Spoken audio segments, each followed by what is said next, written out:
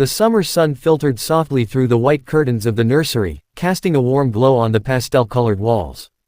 Laughter echoed down the hallway as the twins, barely 3 years old, played with their wooden toys under the gentle watch of Maria, their longtime nanny.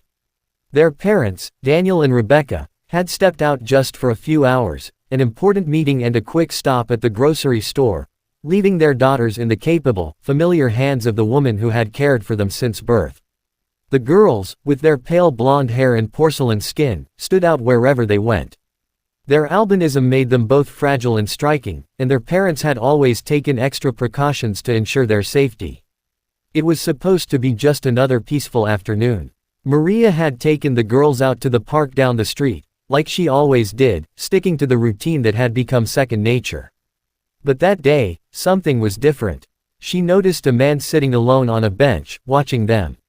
He wore a baseball cap low over his eyes, and though he made no move, Maria's instincts prickled. She tightened her grip on the stroller's handle, casting a cautious glance in his direction. Still, nothing happened. She turned her attention back to the girls, letting them run freely on the grass for a moment. She glanced at her phone to respond to a quick message, no more than 10 seconds. When she looked up, the laughter had stopped. The girls were gone. Panic surged through her as she screamed their names, running frantically across the park. Bystanders joined the search, but it was as if the twins had vanished into thin air. By the time police arrived, Maria was trembling, unable to speak clearly. No one had seen anything. No cameras, no witnesses, just silence. And in that silence, a quiet, devastating certainty settled in: the girls had been taken. The hours after the abduction blurred into a haze of flashing lights, sobs, and frantic questioning. Rebecca collapsed when she heard the news, her body racked with a grief too sudden to comprehend. Daniel, stunned and trembling, held her as if his grip alone could hold their world together. Police swarmed the house and the park, interviewing neighbors, collecting any potential footage from traffic and security cameras, and setting up checkpoints. The news of the missing albino twins spread like wildfire. Their unique appearance made them instantly recognizable, yet not a single credible lead surfaced in the crucial first 48 hours. Despite hundreds of calls flooding in, some well-meaning, others cruel hoaxes, nothing brought them closer to finding the girls.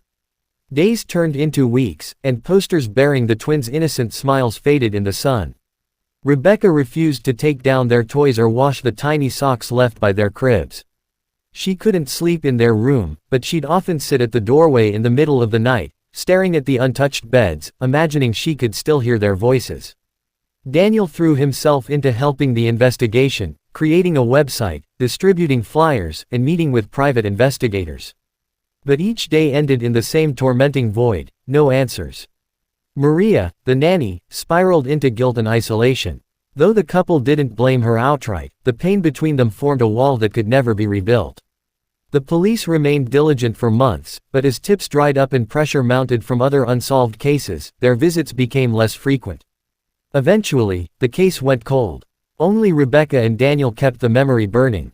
Birthdays passed in silence. Christmases were unbearable. The world kept turning, but for them, time had splintered. They clung to each other and to hope, refusing to believe their daughters had simply disappeared. Forever. Somewhere, somehow, they believed the twins were still alive, and waiting to be found. Every Sunday, without fail, Rebecca and Daniel sat in the same pew near the back of the small country church, hands clasped tightly, eyes lifted not just in prayer but in silent pleading. The church had become more than a place of worship. It was their sanctuary, the last tether to hope when the rest of the world told them to move on. The congregation had long since stopped asking about the girls. People meant well, but even sympathy began to feel like pity over time. Still, the couple came, week after week, year after year, their hearts heavy but their faith unshaken. Sometimes Rebecca would close her eyes during the hymns and imagine two small voices singing beside her. She could still see them in their Sunday dresses, could still feel their little hands in hers as they once knelt together in prayer. Daniel, too, carried the weight silently. He rarely spoke during the services, but his eyes were always searching, scanning the faces of newcomers, clinging to the absurd hope that somehow, miraculously, the twins would walk through the doors. In truth, it was less about logic and more about survival. Going to church was the only routine that hadn't been shattered, the only piece of their old life they could still hold onto without breaking. Over time, the pew had become their place of quiet grief and persistent faith. There were days when the silence of the church seemed louder than any sermon. The stained glass cast rainbows on the wooden floor, and Rebecca would stare at them, imagining they were signs, tiny messages from God, reminders not to give up. People had told them to find closure, to accept that the girls were likely gone. But neither of them could let go. Something deep within them both, stronger than evidence or time, whispered that the story wasn't over. And so, every Sunday, they returned to that sacred space, hearts aching, but spirits quietly defiant, holding on to the hope that miracles still happened, even for broken hearts. It was a warm spring morning, and the church was already half filled with murmuring voices and the gentle rustle of hymnals when Rebecca and Daniel took their usual place near the back. The air carried the faint scent of lilies left over from Easter, and sunlight poured through the stained glass windows, painting streaks of gold and crimson across the polished wooden pews. The pastor greeted the congregation, and the service began as it always did, with music, prayer, and familiar scripture. Rebecca bowed her head, trying to focus, but something tugged at the corner of her attention. She didn't know why, but a strange sense of unease crept into her chest, a gentle tightening that made her glance toward the doors just as they creaked open. 3 figures stepped in quietly, a woman in her late 30s, dressed in modest clothes, and 2 girls trailing close behind her. The sanctuary had fallen into a reverent hush, but Rebecca felt her breath catch. She blinked, her eyes fixed on the girls. They looked to be about 11 years old, tall for their age, pale as porcelain, with identical faces framed by platinum blonde hair. For a moment, time seemed to halt. She nudged Daniel urgently, her hand trembling as she whispered, "Look." Daniel turned, slowly at first, but as his eyes landed on the twins, his body went rigid. He leaned forward instinctively, heart pounding, his mind racing to make sense of what he was seeing. It couldn't be. It wasn't possible. And yet, every instinct screamed otherwise. The woman guiding the girls to a pew on the opposite side of the church never looked their way, but the girls glanced around, curious, scanning the room. One of them hesitated mid-step, her gaze locking briefly with Rebecca's. Her brow furrowed, as if trying to place a half-remembered face from a long-forgotten dream. Rebecca felt tears sting her eyes, her heart slamming against her ribs. They hadn't seen that face in 8 years. But a mother never forgets. Rebecca couldn't breathe. Her eyes locked on the girl's face, those wide, silvery eyes framed by delicate lashes, that gentle curve of her chin, the subtle way she tilted her head when curious. It was all there, every detail etched into her memory like carvings on stone. For a heartbeat, the church faded away. The murmurs, the music, the rising and sitting of the congregation, all of it dissolved into a hush so deep it felt like the world had paused. She gripped Daniel's arm with such force he winced, but he didn't look away.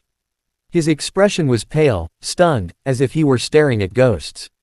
But these weren't ghosts. They were flesh and blood. They were real. Rebecca's lips parted in a whisper so quiet it was nearly a breath. "It's them." Her voice trembled with a mixture of awe and fear, and yet her conviction was absolute. There wasn't a doubt in her mind. A mother knows. Deep in her bones, in the aching hollow that had lived inside her for the past 8 years, she knew those were her daughters. No photograph or description could compare to this moment. It was something primal. The recognition didn't come from logic, it came from the soul. And it hit her with such intensity she nearly doubled over. Daniel's hand covered hers, as if grounding her, his jaw tight with emotion. His eyes glistened, but he stayed frozen, unable to move or speak. What were they supposed to do? Leap up and scream, run across the pews and throw their arms around the girls? No, they couldn't, not yet. Not without knowing the truth. Not without tearing apart whatever fragile illusion had brought them back into their orbit. Rebecca's eyes darted to the woman sitting with them. Who was she? Was she the one who'd taken them? Or someone else entirely? A guardian? A stranger? A criminal? The questions swirled like a storm inside her. But the only thing she knew for certain in that sacred, still moment was this: her daughters were here. In the same room. Breathing the same air. After all the grief and hopeless nights, they were no longer lost. The girls slid into a pew near the front of the church, settling in beside the unfamiliar woman who seemed distracted, her eyes fixed ahead, avoiding contact with anyone around her. The congregation stood to sing, and the twins followed suit, holding hymnals with the mechanical precision of children used to routine but not fully engaged. Rebecca couldn't tear her eyes away. Her gaze drifted from one girl to the other, one slightly taller, standing straighter, the other fidgeting with the edge of her sleeve. Even from a distance, she could see it, the subtle differences, the same ones she used to memorize as she tucked them into bed. But it wasn't just appearance. It was something deeper. Something in the way they moved. Familiar, hauntingly so. And then it happened. As the last verse of the hymn faded and the congregation sat, one of the girls turned slightly, her eyes wandering across the sanctuary. Her gaze swept over people absently, until it landed on Rebecca. It stopped. Her eyes narrowed, her head tilted just a little, and the faintest crease formed between her brows. The look wasn't one of fear or confusion. It was more like recognition struggling to break through years of fog. Her gaze lingered, and then she nudged her sister, subtly, like she didn't even realize she was doing it. The second girl turned too, following her sister's line of sight. And then both pairs of pale eyes met Rebecca's. It was like a silent explosion. Rebecca's breath caught, and she instinctively reached a hand out in front of her, as if she could close the distance with a gesture. The girls didn't look away. Their expressions shifted, barely, but noticeably. Confusion, curiosity, and something that made Rebecca's heart stutter, longing. Like some deep, buried part of them stirred awake, whispering, "You know her.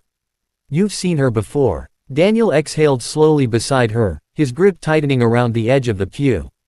One of the girls mouthed something, Rebecca couldn't tell what. A name, maybe. A question. She blinked rapidly, overwhelmed, and when she looked again, the woman sitting with them was turning, sensing the shift in atmosphere. Her hand reached across the pew and rested firmly on the girl's shoulders, a subtle but unmistakable gesture, "Stay focused. Don't look back." The moment was interrupted, but not erased. The girls looked away, but not before glancing one last time, uncertainty clouding their eyes. Something had changed. A thread had been pulled loose. And now, there was no turning back. The woman seated with the girls stiffened visibly, her posture going from relaxed to alert in a split second. Her eyes flicked toward the back of the church, scanning the crowd with barely disguised anxiety. She must have noticed Rebecca and Daniel staring, must have seen the way the twins had looked back, lingering, questioning, too long for it to go unnoticed. Her hand tightened on one girl's arm, then the other, not aggressively, but with a firm, controlling grip.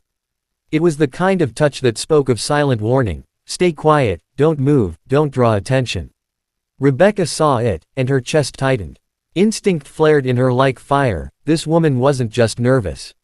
She was scared, hiding something. Daniel leaned closer to his wife, his voice low but strained.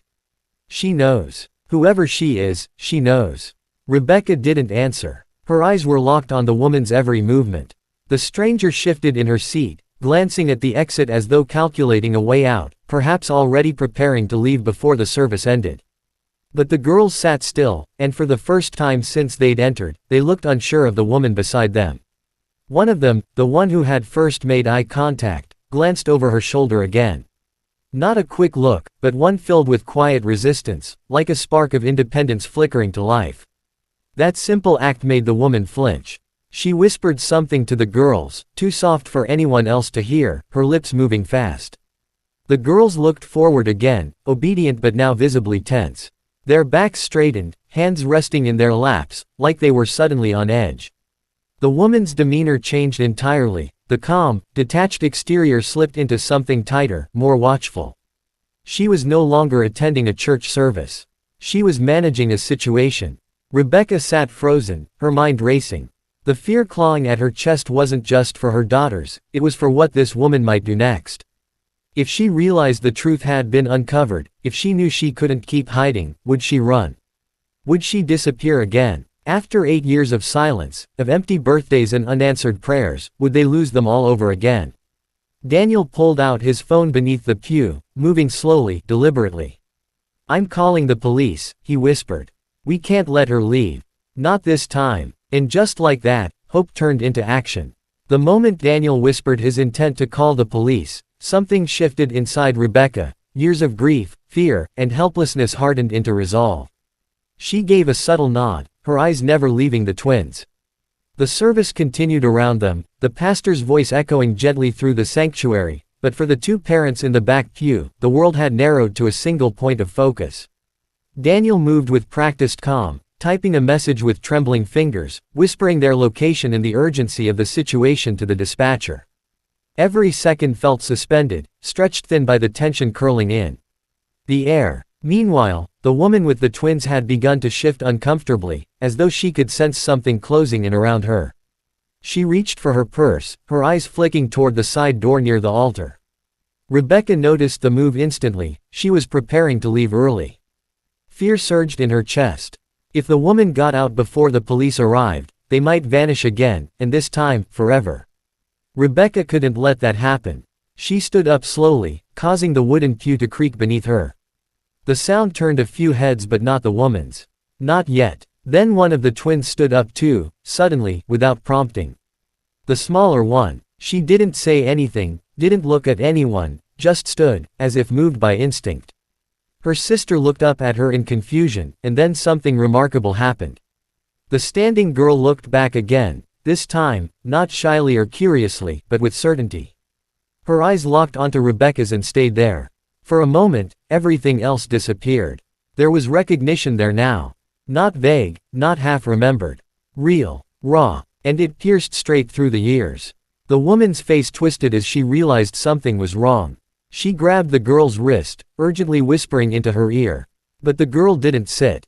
Instead, she yanked her arm back, and that simple act shattered whatever control the woman thought she had. The second twin rose too, slowly, her face filled with dawning confusion and hesitation. A ripple of tension moved through the congregation as murmurs began to spread. People were starting to notice. Then came the sound of footsteps, rushed but firm. 2 police officers entered the sanctuary through the main doors, scanning the room quickly before moving forward with quiet, deliberate force. The woman stood abruptly, her face paling, panic overtaking her calm mask. She reached for the twins again, but this time they stepped away from her. Not toward the door, not toward the aisle, but toward Rebecca. Rebecca didn't think, she moved. She walked fast, then broke into a run, Daniel right behind her. The girls hesitated for only a moment, then ran too, small feet on the wooden floor, the kind of sound she hadn't heard in 8 years. And when they collided in the aisle, it was like time folded in on itself. Rebecca dropped to her knees, arms outstretched, sobbing as she pulled them close. Their tiny hands touched her face. One of them whispered, "Mom." And that single word unraveled everything. Behind them, officers reached the woman, who didn't resist, just stood there, hollow, as if the fight had left her the moment the girls chose love over fear. The church filled with silence again, but this time, it wasn't hollow. It was sacred. And in that stillness, a family broken by loss began the long, beautiful work of becoming whole again.